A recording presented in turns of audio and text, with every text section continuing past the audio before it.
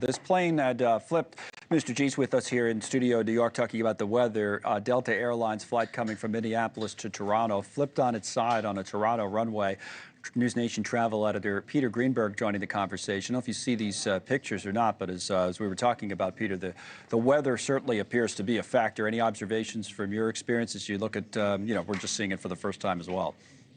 Well, let's start with Canada itself. The folks in Canada have excelled in winter operations. They're used to this, whether it's wind, ice, crosswinds was just mentioned. But what the Canadian Air Accident Investigation Board is going to be looking at, and by the way, they will be joined as a consultant version by the U.S. National Transportation Safety Board. They usually will be asked to join this, and they will. They're going to have to look at about 4 different things, other than just wind. How fast was that plane flying as it landed? How far over the runway threshold was it going? And then, of course, you have the wind shear opportunity here of crosswinds, both wind shear and crosswinds together that could have flipped this plane. What's amazing here is that based on what we've just heard, everyone seems to have survived. Yeah. That in itself is a miracle based on the speed at which we're talking about. And the other thing is that the crash crews, meaning the Canadian Fire Department in Toronto, got to that plane very fast. You'll notice they were foaming it, and they're foaming it because of all the pools of jet fuel that are on the ground. They were able to take care of that right away and neutralize that system. They got everybody off the plane, and now it's up to the investigators to put the pieces together in a second-by-second timeline as to what the wind gust was as he cleared the threshold of the runway. Did he land too long and then tried to stop, too short? All these things are going to be looked at in the days to come. All right. I know you had a question, Mr. G, right, for Peter? Just one question. When the pilot's coming in, I know the control tower is talking in advance, but do pilots speak to other pilots in terms of we're coming on down and this is what we encountered, or we've landed and this is what we've encountered, or is it just control tower to pilots?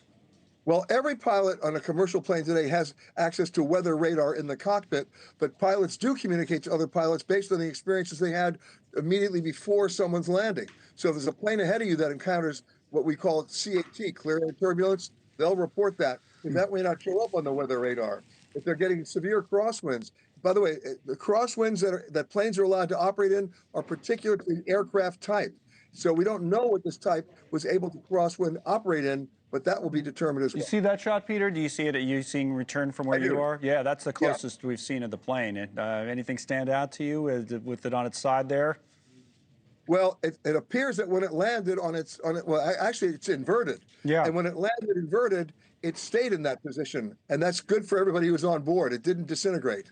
That means it was probably, at the time it landed, the ice probably helped it, as opposed to just a harder landing. You know, I want to say, Kelly Meyer is one of our reporters. I think this is how we found out about the story, but she's sent out some tweets because she had a friend on the plane who sent her pictures, and that person was okay.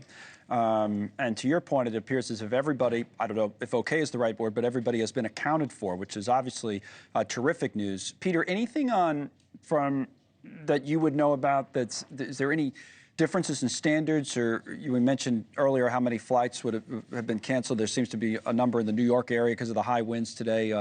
Any differences flying into Canada versus the United States with any of this kind of thing, or no?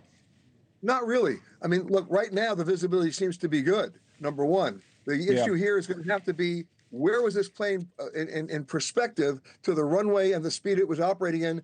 And then, of course, the actual velocity of the winds and the direction of the winds at the time he crossed the runway threshold. That's what they're going to be looking at. How about that airport? I know Reagan National was known for having shorter runways. We talked about that when we covered that. LaGuardia here in New York known. Do you know anything about Toronto in terms of the airport? I do. Okay.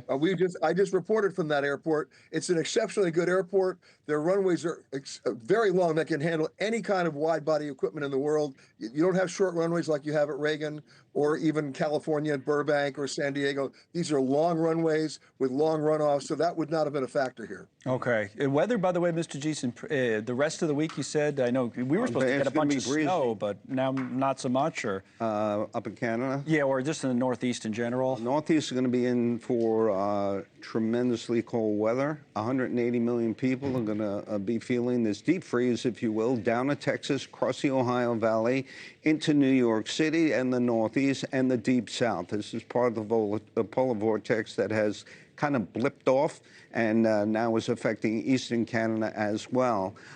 So we're into it here. Yep. Winds finally diminished by Wednesday. Thanks so much for watching. Just go to joinnn.com to find NewsNation on your television provider. And don't forget to click the red subscribe button below to get more of NewsNation's fact-driven, unbiased coverage.